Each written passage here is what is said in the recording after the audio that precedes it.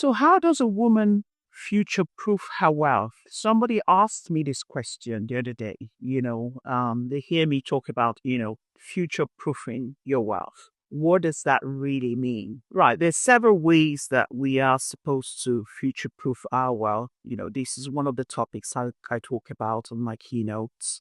One of them is financial literacy. Financial literacy is key. We all need to educate ourselves, especially when it comes to our finances. Whatever sort of investment you want to make, you have to make sure that you get all of the right information so that at the end you're making a very informed decision on which financial route you want to go to, you want to choose, or you want to put your money.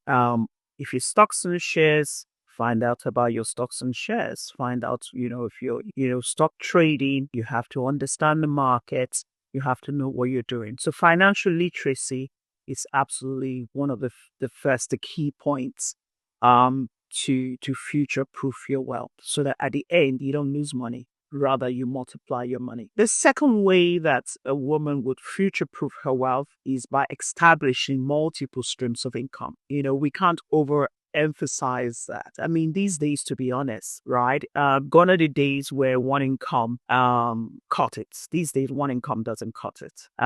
We have to have several incomes. And sometimes these incomes might be off of one. So, for example, if I'm a speaker and I'm an author, right? If I go somewhere to speak, I could also sell my book. So one business comes out of another business, comes out of another one. So, but yeah, multiple streams of income. They don't even have to be related. I also sell things on Amazon. Okay.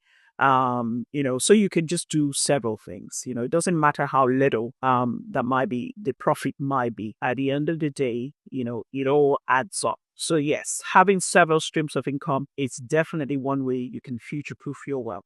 The third point is start investing early and consistently. That's very important. And that's why I speak to some 18-year-olds and above. I encourage my children to start investing early, to start saving up for whatever goals they have. The earlier you start, the better it would be in the long run. Because, if you start 18, 19, 20 in your teens, then in your late 20s, you will start to see the returns. Okay.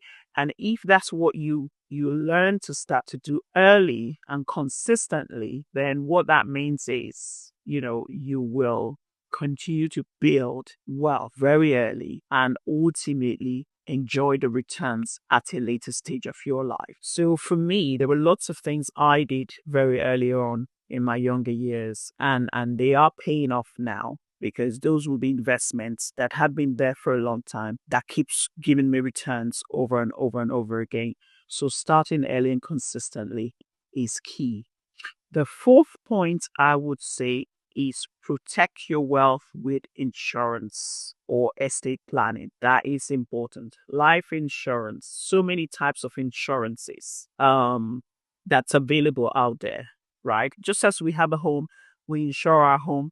We don't only insure the building, we insure the contents as well, right? So our investments needs to be insured to ensure that if the inevitable anything happens, then the people who you are leaving behind will not completely lose out.